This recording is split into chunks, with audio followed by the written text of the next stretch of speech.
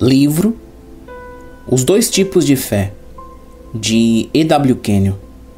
Capítulo 5. A Fé pela Revelação. Há 3 importantes escrituras no Antigo Testamento sobre as quais a revelação paulina se baseia. A primeira é Gênesis 15:6. Abraão creu no Senhor, e isso lhe foi imputado para a justiça. Isto quer dizer que ele firmou um compromisso irrestrito com Jeová, e ele lhe imputou isso para a justiça. Este compromisso irrestrito é idêntico ao pensamento de Romanos 10, do 9 ao 11. Se com a tua boca confessares Jesus como Senhor, e em teu coração creres que Deus o ressuscitou dentre os mortos, serás salvo. Porque com o coração se crê para a justiça, e com a boca se confessa a respeito da salvação. Porquanto a Escritura diz: todo aquele que nele crê não será confundido. A fé pela revelação, como dada por Paulo, exige uma confissão com nossos lábios do senhorio de Jesus. Isto significa um compromisso irrestrito para com a palavra, porque a palavra assume o lugar do Cristo ausente.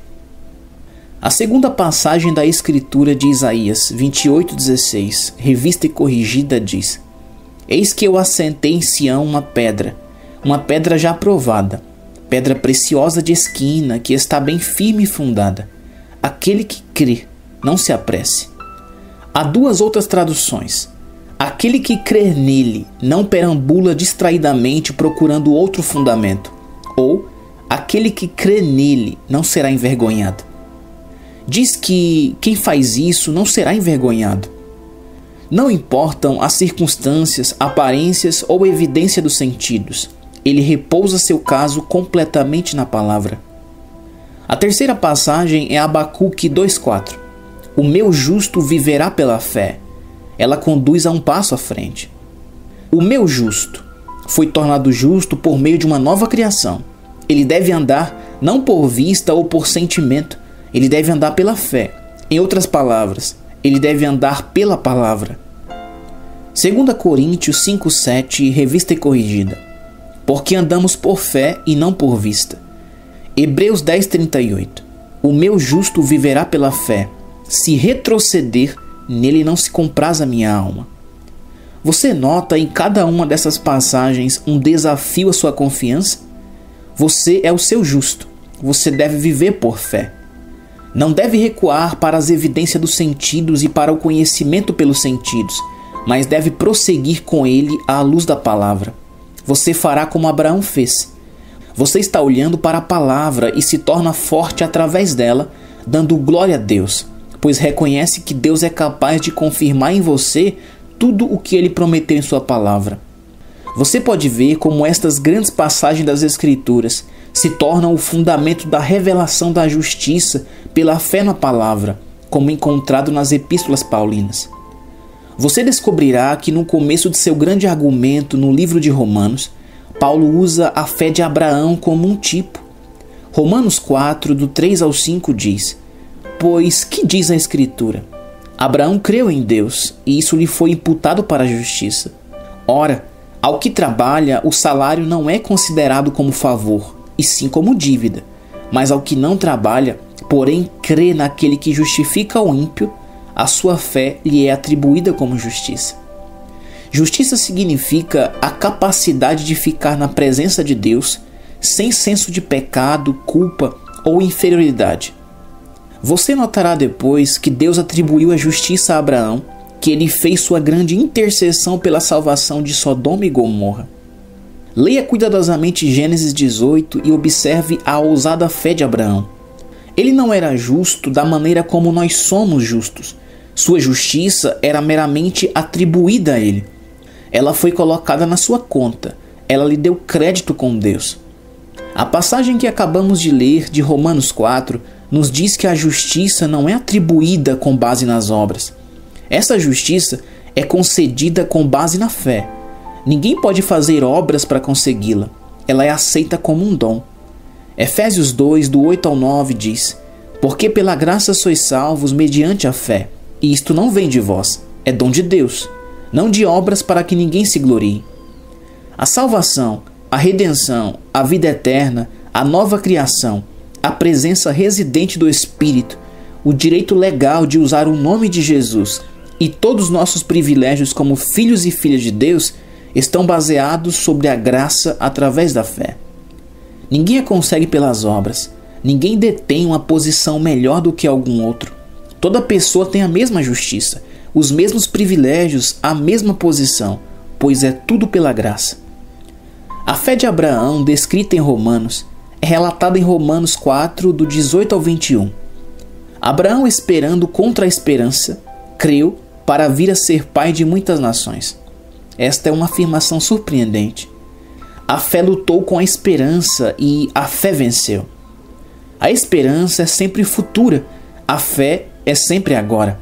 A esperança teria privado Abraão de um filho, mas a fé lutou com a esperança, venceu-a e ele recebeu Isaque como recompensa. O versículo 19 diz: Abraão, esperando contra a esperança, creu para vir a ser pai de muitas nações, segundo lhe fora dito: assim será a tua descendência. E sem enfraquecer na fé, embora levasse em conta o seu próprio corpo amortecido, sendo já de 100 anos, e a idade avançada de Sara, não duvidou por incredulidade da promessa de Deus, mas pela fé se fortaleceu dando glória a Deus, estando plenamente convicto de que ele era poderoso para cumprir o que prometera. Esta é uma ilustração muito bonita da fé. Abraão não tinha nada para se basear senão na palavra de um anjo. Contudo, ele creu nessa palavra. Ele olhou para o seu próprio corpo e disse para si mesmo: estou com 99 anos. Passei da idade em que poderia ser pai de uma criança. Ele pensou em Sara, que tinha 90 anos de idade. Ele sabia que ela era velha demais para dar à luz uma criança.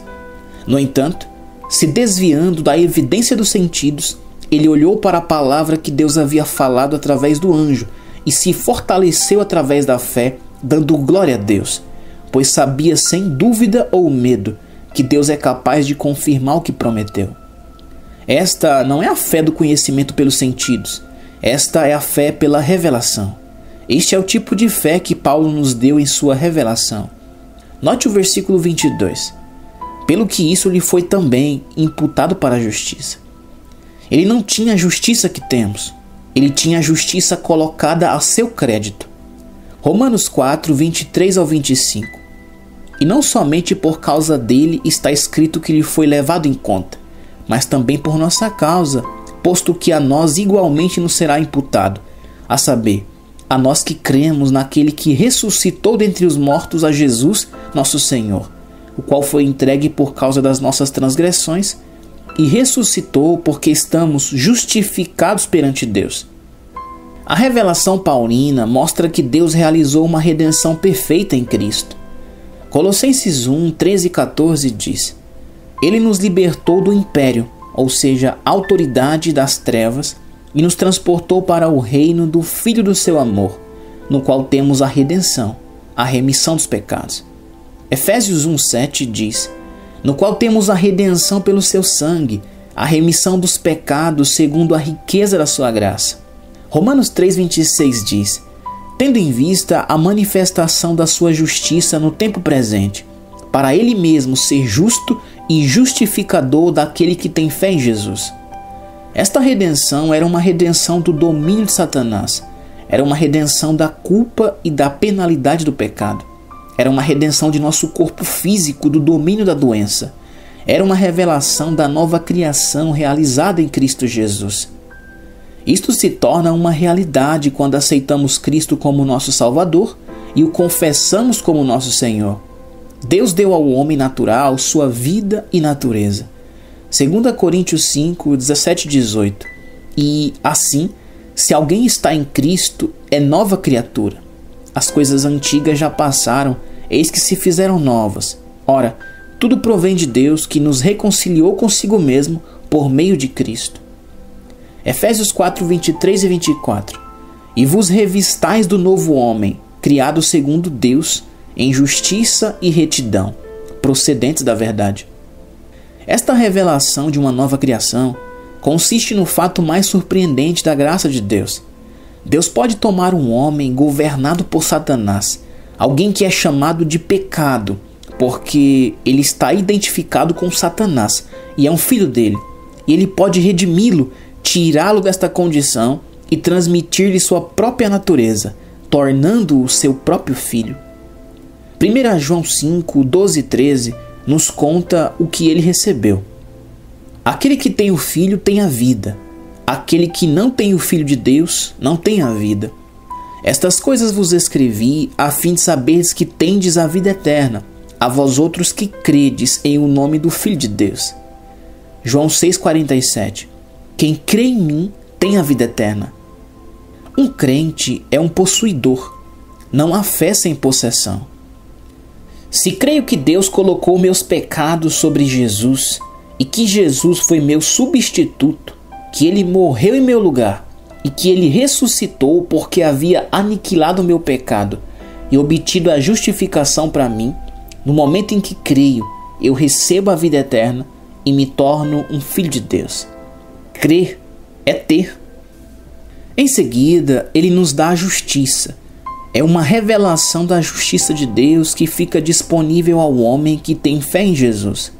Romanos 3, do 21 ao 26. Deus se torna a justiça do homem que recebe Cristo como seu Salvador e o coroa como Senhor da sua vida.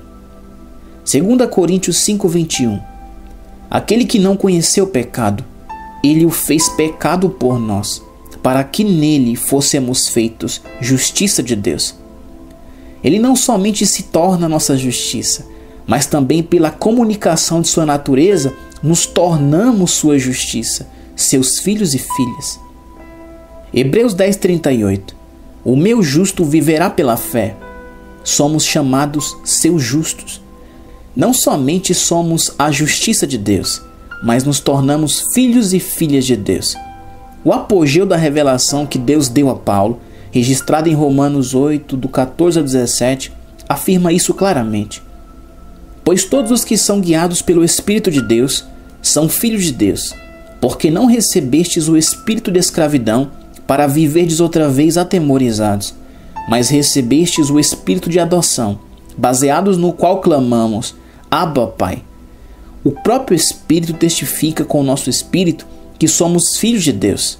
Ora, se somos filhos, somos também herdeiros, herdeiros de Deus e co-herdeiros com Cristo.